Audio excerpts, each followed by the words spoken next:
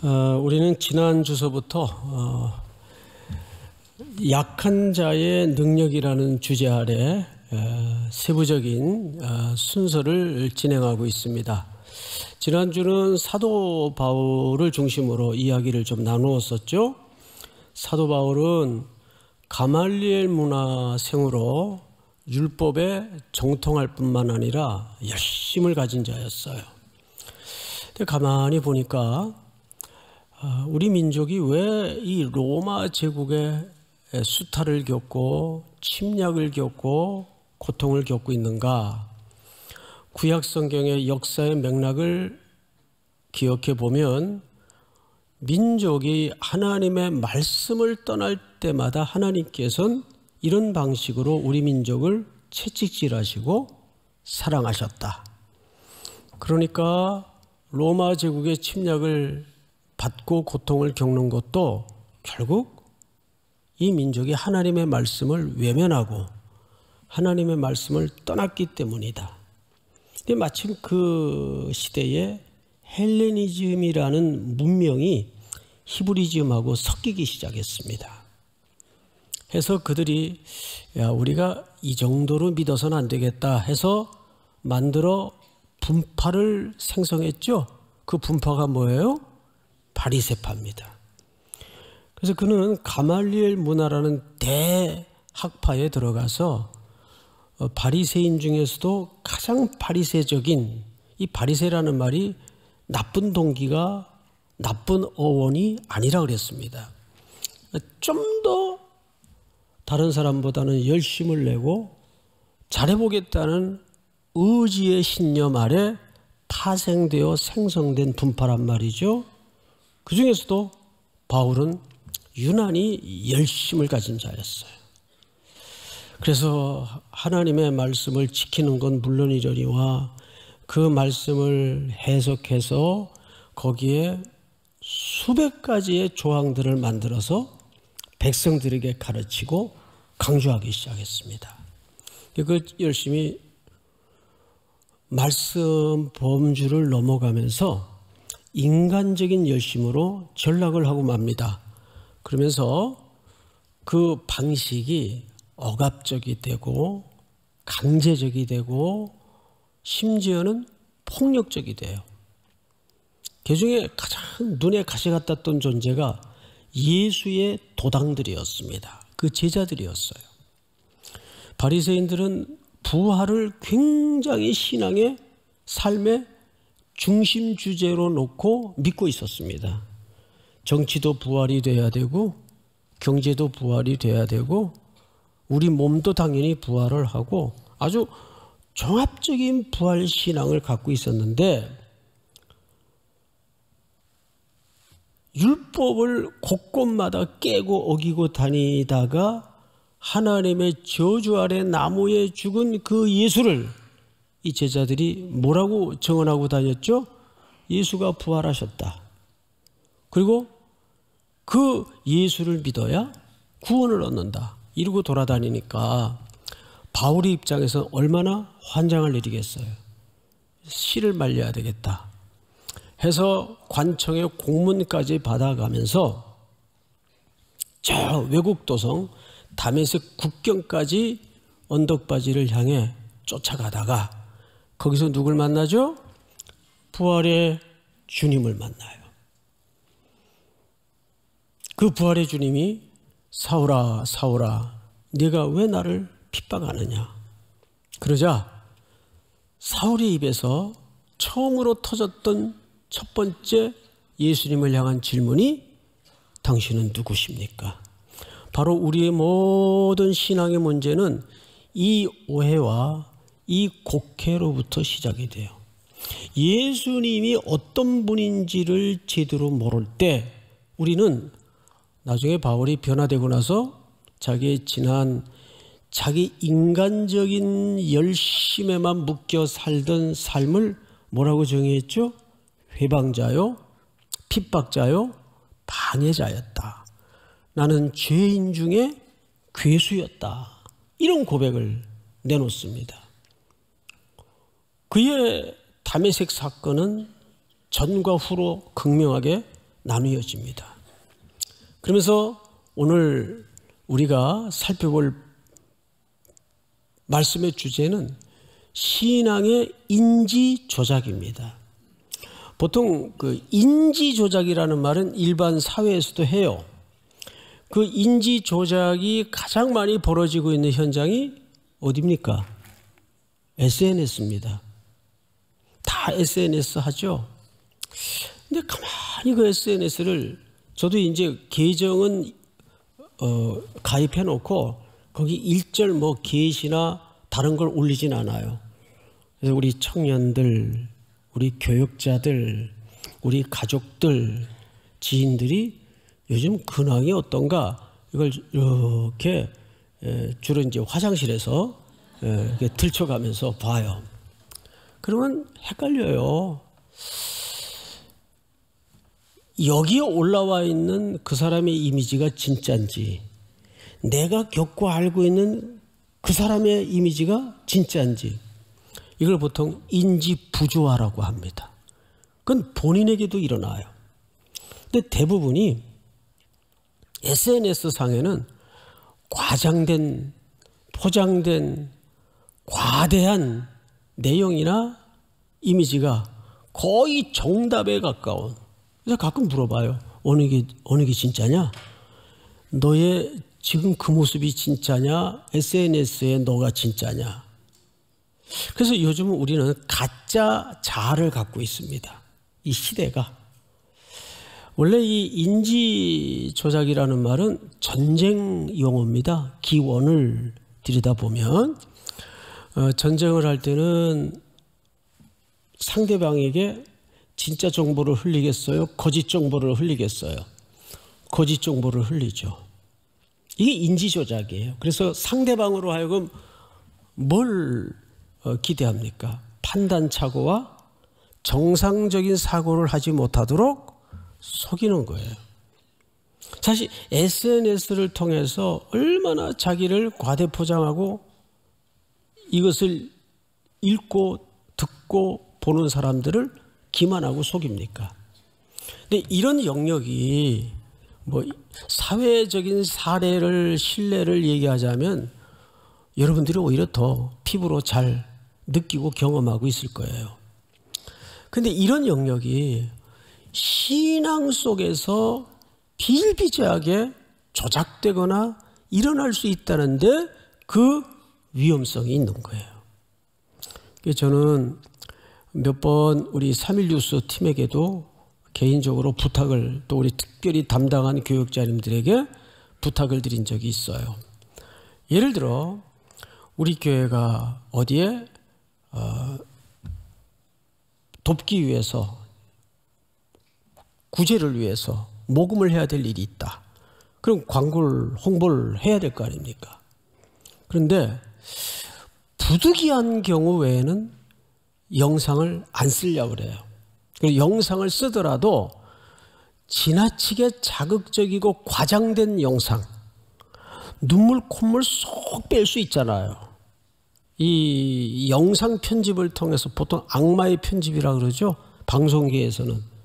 그런 조작을 통해서 상대방의 감정을 훔쳐내고 신앙을 침해하는 경우가 있을 수 있어요. 성도들의 헌신을 순수하게 만들지 못하는 거예요. 그래서 사도 바울도 편지에 이런 표현이 있어요. 내가 너희를 방문할 텐데 이번에는 구제 헌금을 할 거다. 그런데 그거 즉흥적으로 하지 말고 미리 준비하라 그래요. 고린도 편지를 보면 미리 준비해라. 그 말은 무슨 뜻일까요? 갑자기 여기서 강사가 아주 슬픈 음악과 또 아주 구성진 스토리를 만들어 가지고 사람들의 마음을 혹하게 만들 수 있어요. 그래서 나오는 헌금은 과장되고 거짓된 헌금일 수밖에 없습니다. 그래서 항상 이 이미지 조작은 실질적으로 교회 안에서도 얼마든지 가능하다는 거예요. 그래서 제가 우리 교육자님들에게 또 목회자들에게 가끔 그런 얘기를 해요. 너무 시대에 맞게 세련된 목회 하려고 애쓰지 마라. 실수가 좀 벌어지면 어떠냐. 보통 이제 우리 교회 처음 찾아오는 분들이 본당에 앉아서 예배를 드리고 나서 후담이 꼭 들려와요. 뭔 교회가 창고 같아. 그런데요. 왜요? 우리도 여기 싹 돈 발라가지고 대리석에 좋은 패브릭에 얼마든지 할 수 있죠. 그렇다고 뭐 이게 뭐 잘했다 그런 개념은 아니에요. 이제 그것이 교회가 갖춰야 될 1차적인 기능이어서는 안 된다는 거죠. 좀 덜 세련돼도 돼요. 더 중요한 것은 자꾸 예배 하늘에도 철저히 콘티를 짜서 몇 분 몇 초에 싱어들이 마치고 기도는 최소한 2분 30초 넘어가지 말고, 근데 기도하다 보면 또 그렇게 안 돼요. 그래서 어느 목사님은 장로님들이 대피기도 하는데 2분 30초 넘어가면 목사님 뒤에 보통 교회들이 뒤에 의자가 있잖아요. 뒤에 앉으셨다가 옷을 당겨요. 그만하라고. 그 이북분인데 전 몇 번 봤어요. 그만하라고. 그러면 식은땀이 줄줄 나죠. 저는 사회 입장에서. 그런 분들이 또 계셔요. 근데 기도하다 보면 또 그렇게 꼭 되지 않잖아요. 어쨌든 이 이미지 메이킹을 통해서, 근데 또 한켠 이런 생각도 해요. 그렇다고 그냥 늘 내 본래 원래의 모습 그대로 날 것 그대로만 생활한다면 과연 각자 자신의 옆에 남아있을 사람이 몇 명이나 될까? 어느 정도는 우리가 애쓰고 노력하는 거하고 그것을 자기의 본질의 모습과는 달리 이미지 메이킹을 하는 거하고는 달라요. 자, 그러면 이제 사도 바울의 경우로 들어가서 오늘 본문을 잘 보시면 후에 꼼꼼히 좀 살펴보겠지만, 사도 바울은 고린도 교회하고 참 많은 문제가 얽혀 있는 목회자였어요. 몇 가지 실례를 들면, 사도 바울은 첫째, 여기저기 다니면서 선교를 많이 하다 보니까 성도들이 모아서 전달하라고 준 헌금에 대한 유용 혐의가 항상 일어났습니다. 이건 사람이 있는 곳에는 늘 생기는 법이에요. 사도 바울이 빌립보서에 보면 자기가 받아서 사용한 것에 대한 영수를 처리했음에도 불구하고 이런 헌금에 대한 문제는 끊이질 않았어요.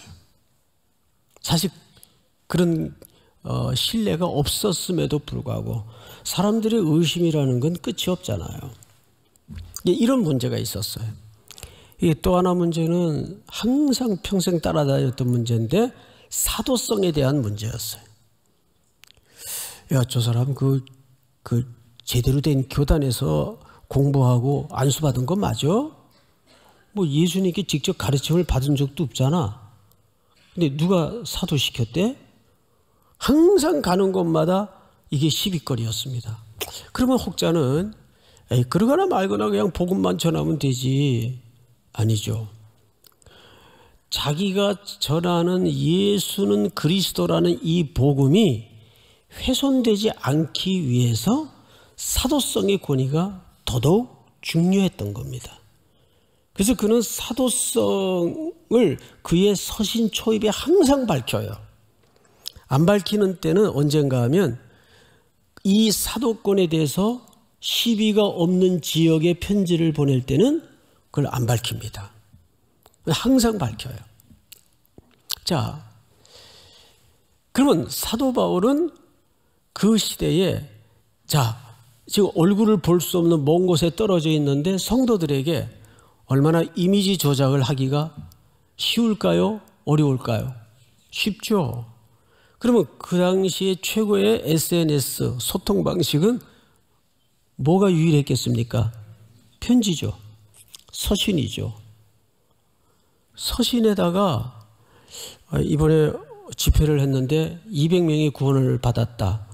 그러면 반올림해가지고 한 300명으로 해도 뭐 확인을 해봤어요. 와서 확인을 할 수가 있어요. 얼마든지 그런 숫자나 상황 설명을 통해서 과장과 과잉된 표현을 통해 이미지 조작을 가장 쉽게 속일 수가 있는 게 서신의 수단이에요. 확인할 수도 없고 갈 수도 없으니까. 특별히 이 수신자들은 사도 바울과 많은 문제로 관계가 끊어질 지경까지 얽혀 있는 상황입니다. 얼마나 좋아요. 그러면 이때일수록 자기 사역에 대해서도 조금 부풀리고 이미지 관리를 할 수가 있잖아요. 근데 그런 방법을 쓰지 않아요. 오히려 사도 바울은 전혀 우리의 예상을 깨는 방법을 사용하기로 결정을 합니다. 그것이 오늘 본문이에요. 12장 6절을 보시면 이렇게 되어 있죠. 제가 한번 읽겠습니다. 내가 만일 자랑하고자 하여도 어리석은 자가 되지 아니할 것은 내가 참말을 함이라. 무슨 얘기냐 하면 내가 자랑할 게 있다면 그 자랑이 어리석은 자가 되지 않을 것이다. 왜? 그 자랑의 내용이 다 진정성이 있고 참말이기 때문에. 근데 보세요. 6절. 내가 이런 사람을 위하여 자랑하겠으나 나를 위하여는 5절입니다. 내가 이런 사람을 위하여 자랑하겠으나 나를 위하여는 약한 것들 외에 자랑하지 아니하리라. 내가 만일 자랑하고자 하여도 어리석은 자가 되지 아니할 것은 내가 참말을 함이라. 그러나 누가 나를 보는 바와 내게 듣는 바에 지나치게 생각할까 두려워하여 그만두노라. 그러나 그런 자랑이 허구도 아니고 진정성을 담은 자랑이고 참말일 수 있는데 누가 자기 생각하기를 자기의 본래 모습보다 과하게 지나치게 과대 포장될까 봐. 저도 이제 목사로 살다 보면 여러 사람을 부득이 대해야 되니까 두 가지 분류가 있더라고요. 저를 아주 극찬을 하는 사람들이 또 있어요. 송태근 목사. 근데 들어보면 전혀 다른 사람이에요. 이게 참 과대 포장이 돼 있구나. 그런데 저를 또 이래저래 또 험담하는 사람이 있어요. 있겠어요, 없겠어요? 있죠. 예수님도 욕을 먹고 다니셨는데. 근데 그 험담도 또 다 팩트가 아니에요. 그래서 여러분 너무 남의 평가에 신경 쓰지 마세요. 바울도 예수님 만나기 전에는 다른 사람들이 자기를 어떻게 볼까에 대해서 굉장히 그 평가를 중요하게 여겼습니다. 그러다 보니까 그는 자기로 삶을 산 게 아니라 보이려고 삶을 살았던 거죠. 다른 사람에게 어떤 평판으로 보일까? 이게 굉장히 바울을 움직이는 동력이었어요. 그런데 예수 그리스도를 만나고 나서는 자기가 자랑할 게 어마어마하게 있지만 자기의 과거, 배경, 전력. 자, 12장 1절을 한번 보세요. 1절을 보시면 무익하나마 내가 부득불 자랑하노니 주의 환상과 계시를 말하리라. 내가 그리스도 안에 있는 한 사람을 아노니, 이 한 사람이 누굴까요? 자신이에요. 근데 3인칭 화법을 쓰죠? 예. 그러니까 송태근이가 자기 얘기를 하는데 제가 지난번에 이런 화법을 쓰지 않고 어떤 한 사람을 아는데 3인칭 화법을 써요. 그래서 결국 이건 자기 자랑이 아니죠? 또 볼까요? 주의 환상과 계시를 말하리라. 내가 그리스도 안에 있는 한 사람을 아노니 그는 14년 전에 셋째 하늘에 이끌려간 자라. 그가 몸 안에 있었는지 몸 밖에 있었는지 나는 모르거니와 하나님은 아시느니라. 내가 이런 사람을 아노니 그가 몸 안에 있었는지 몸 밖에 있었는지 나는 모르거니와 하나님은 아시느니라. 어떤 격한 신비로운 체험을 했던 것 같아요. 그러니까 유대인들에게 이 신비한 체험은 영적인 권위를 복두두는데 굉장히 필요한 요소들이죠. 우리도 왜 그 목회자들 세계에서도 40일 금식 기도한 목사님 이러면 벌써 이렇게 레벨이 다른 거예요. 예? 이런 게 있어요. 영적 지도자들 세계에서는. 그리고 방언을 하느냐 못하느냐 이런 것도 계급이 될 수가 있단 말이에요. 자, 또 성경을 볼까요? 4절. 그가 낙원으로 이끌려가서 말로 표현할 수 없는 말을 들었으니 사람이 가히 이르지 못할 말이로다. 얼마나 놀라운 영적인 체험을 했으면 이 한 사람을 소개합니다. 근데 5절을 잘 보세요. 다 같이 시작. 약한 것들 외에 자랑하지 아니하노라. 예, 이런 사람들은 정말 그 당시 유대교의 기준에서 볼 때는 자랑할 만하지만 근데 끝까지 그것이 자기라고는 밝히지 않죠. 하지만 뭐예요? 나는 약한 것을 자랑하겠대요.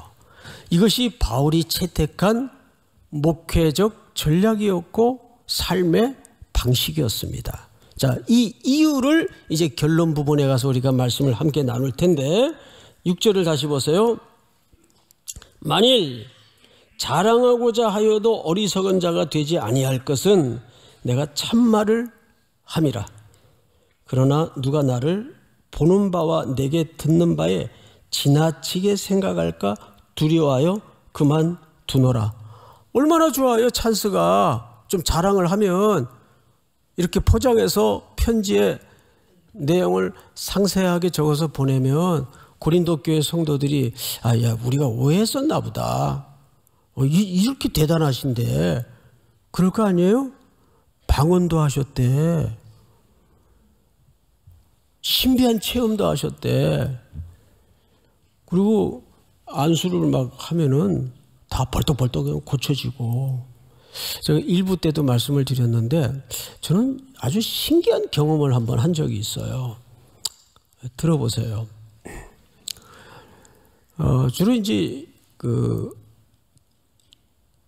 신방을 환자 신방밖에는 못 가죠. 일반 신방 할 수가 없죠. 물리적으로. 그것도 이제 감기 정도 걸려가지고 신방을 하겠어요? 아주 위급하거나 중한 환자가 계시면 그것도 이제 낮에 가는 게 아니라 새벽에 가요. 교통 안 막히고 빨리 갔다 오니까. 그 새벽에 이렇게 신방을 가서 안수를 하고 고쳐달라고 기도를 하고 왔는데 그 다음날 가셨대요. 돌아가셨대요. 좀 마음이 그렇더라고요. 뭐 그럴 수도 있겠지. 워낙 중한 환자였으니까. 그런데 한 보름 있다가 또 비슷한 사례가 생겨서 이 세브란스 병원에 새벽에 급히 신방을 가가지고 일어나서 다시 소송케 해달라고 기도를 하고 왔는데 한 2, 3일 있다가 또 가셨어요. 그분도. 그리고 이제 한 달 조금 지났나요? 이게 3개월 사이에 벌어진 일입니다. 어느 권사님인데 또 편찮으시다 그래서 와서 기도 좀 부탁을 드리길래 가서 이제 간절히 기도를 하고 돌아왔는데 그분도 또 돌아가셨어요. 이게 이제 교육자들부터 뒤숭숭해지는 거예요. 야, 이거 앞으로 담임 목사님한테 신방 요청을 해야 되냐 말해야 돼. 어떻게 다녀만 오시면 바로 가시냐. 에? 우리가 가서 기도해도 병들이 낫는데 에? 그 다음부터는 일절 신방 요청이 안 들어와요. 여러분 만약에 가서 정말 세 분이 다 살아나고 다 소송하면 얼마나 좋겠어요. 목회에도 막 입소문이 나가지고 그 교회 담임 목사님이 영험해가지고 가서 안수만 하면 다 벌떡벌떡 일어나고 그러면 교인들도 막 몰려올 거 아니에요. 근데 또 어떤 경우에는 그냥 설교만 해요. 그런데 한참 있다가 전도사님이나 목사님들로부터 연락이 들어와요. 목사님, 그날 금요 집회 때 아무개 집사님, 목사님 말씀 듣다가 병이 다 나가버렸대요. 나는 뭐 왜 오이기는? 그럴 수도 있죠. 그런데 나는 그 사람이 거기 앉아 있는지를 알아요. 환자가 무슨 병인지를 알아요. 그냥 모르고 그냥 설교만 한 건데 제가 그런 걸 느끼면서 사람이 누구냐, 그 사람이 어떤 능력을 가졌냐가 하나님의 역사를 만들어내지 못해요. 누가 하시는 일일까요? 하나님이 하시는 일이에요. 그런데 속지 마세요. 그런 걸 특별히 이단들 속에서 많이 조작을 합니다. 근데 그 나타난 현상에, 조작된 현상에 백성들이 말씀의 기반이 약하다 보면 그냥 다 넘어가는 거예요. 그러면서 평생 인생을 망치고 거기에 재물을 다 드리고 이런 어처구니 없는 일들이 일어나는 겁니다. 그게 다 이미지 조작을 통해서 거의 사기성에 가까운 조작이에요. 그런데 여러분, 대형 교회를 중심으로 이런 함정에 빠지기가 더 쉽다는 거 아세요? 굉장히 쉽습니다. 그래서 사도 바울이 택한 삶의 방식에 대해서 우리가 좀 집중해 볼 필요가 있는데, 바울은 약한 것을 자랑하겠다고 선언하고 나섭니다. 그런 두 가지 약한 것을 자랑해요. 첫 번째, 다메섹에서 회심한 이후에 그는 사도행전 9장을 좀 띄워볼까요? 즉시로 각 회당에서 예수가 하나님의 아들이심을 전파하니 듣는 사람이 다 놀라 말하되, 이 사람이 예루살렘에서 이 이름을 부르는 사람을 멸하던 자가 아니냐? 여기 온 것도 그들을 결박하여 대제사장들에게 끌어가고자 함이 아니냐 하더라. 다음 절, 사울은 힘을 더 얻어 예수를 그리스도라 증언하여 다메섹에 사는 유대인들을 당혹하게 하니라. 여러 날이 지나매 유대인들이 사울을 죽이기로 공모하니, 다 같이 시작. 그 계교가 사울에게 알려주니라. 그들이 그를 죽이려고 밤낮으로 성문까지 지키거늘. 25절 시작. 그의 제자들이 밤에 사울을 광주리에 담아 성벽에서 달아내리니라. 아멘. 여러분, 11장 30절을 한번 볼까요? 고린도후서 11장 30절. 바울이 이 누가의 기록을 숨기고 싶은데, 자기 그 성문에 광주리 타고 도망간 일이에요. 복음 전하다가. 그런데 숨기고 싶을 텐데 이거를 이렇게 얘기합니다. 11장 30절, 내가 부득불 자랑할진대 내가 약한 것을 자랑하리라. 주 예수의 아버지 영원히 찬송할 하나님이 내가 거짓말 아니하는 것을 아시느니라. 다메섹에서 아레다 왕의 고관이 나를 잡으려고 다메섹 성을 지켰으나, 33절 시작. 나는 광주리를 타고 들 창문으로 성벽을 내려가 그 손에서 벗어났노라. 예, 자, 이게 솔직히 좀 창피한 일입니까? 이게 자랑할 만한 일입니까? 광주리 타고 도망간 일이. 예, 이거 좀 부끄러운 일이죠. 과거 사울처럼, 스데반처럼 돌 맞아 죽는 한이 있더라도 용감하게 맞서서 분투를 하고 멋지게 순교하는 게 더 장렬하지 않아요? 그런데 무서우니까 광주리 타고 도망간 것을 자기 고린도 교회 성도들에게, 자기하고 그렇게 썩 관계도 안 좋은 사람에게 편지를 써서 약한 것을 자랑한대요. 이게 바울에게 왜 자랑이었을까요? 자, 한 가지만 더 그의 자랑을 고민해 보십시다. 몇 절을 보시냐 하면 7절을 보세요. 12장 7절. 여러 계시를 받은 것이 지극히 크므로 너무 자만하지 않게 하시려고 내 육체의 가시 곧 사탄의 사자를 주셨으니 이는 나를 쳐서 너무 자만하지 않게 하려 하심이라. 이것이 내게서 떠나가게 하기 위하여 내가 3번 주께 간구하였더니 나에게 이르시기를 내 은혜가 네게 족하도다. 이는 내 능력이 약한 데서 온전하여짐이라 하신지라. 그러므로 도리어 크게 기뻐함으로 나의 여러 약한 것들에 대하여 자랑하리니 이는 그리스도의 능력이 내게 머물게 하려 함이라. 다 같이 시작. 그러므로 내가 그리스도를 위하여 약한 것들과 능력과 궁핍과 박해와 곤고를 기뻐하노니 이는 내가 약한 그때에 강함이라. 아멘.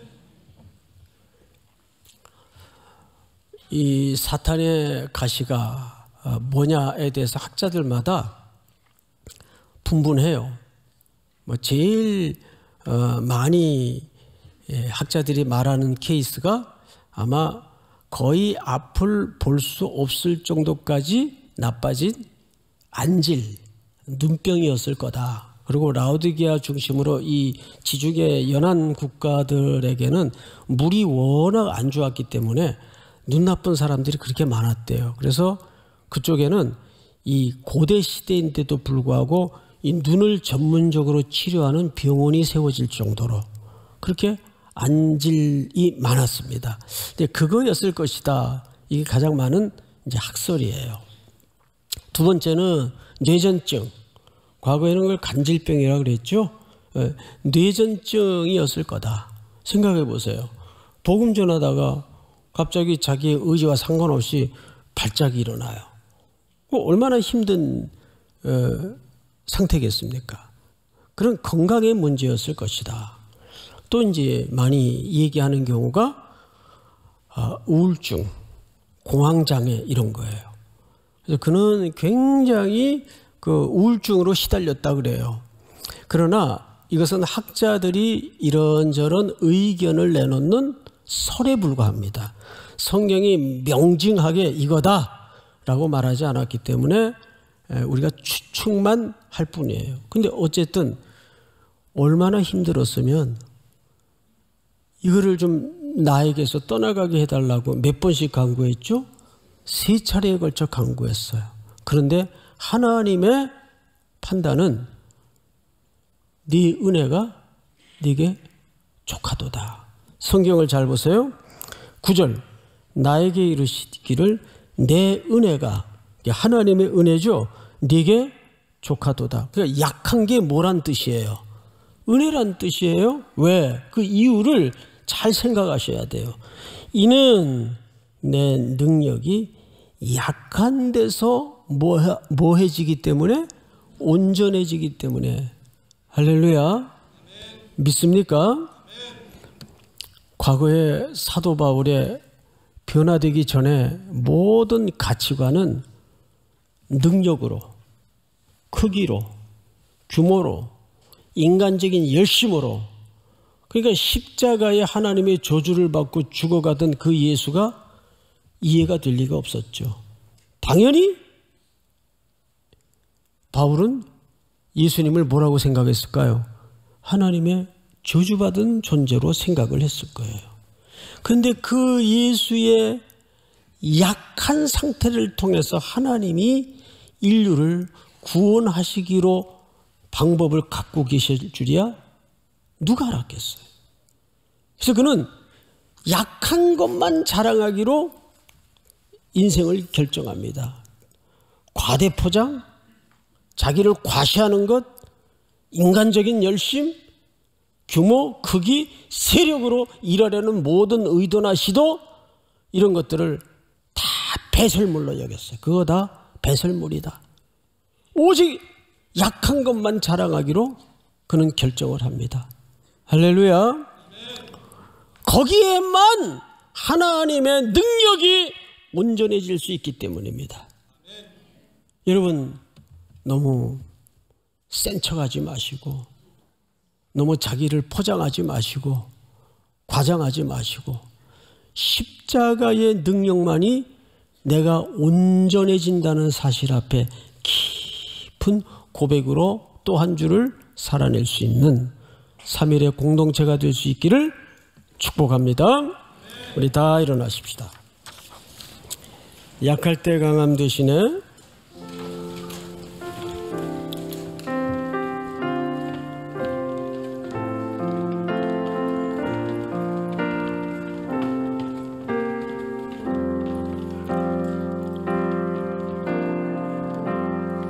약할 때 강함 되시네. 나의 보배가 되신 주 나의 모든 것. 주 안에 있는 보물을 나는 포기할 수 없네. 주 나의 모든 것.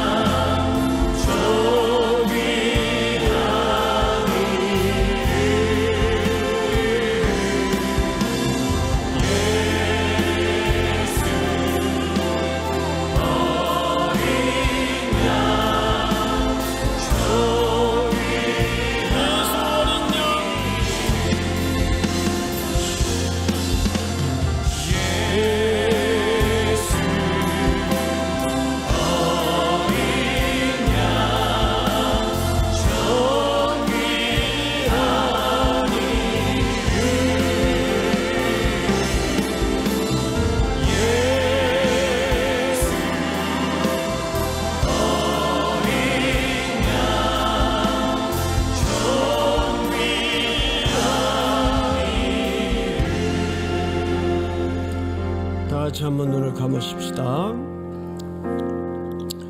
고린도후서 4장 7절에 보시면 우리가 이 보배를 질그릇에 가졌으니 이는 힘이 큰 능력은 하나님께 있고 우리에게 있지 아니함을 알게 하려 함이라.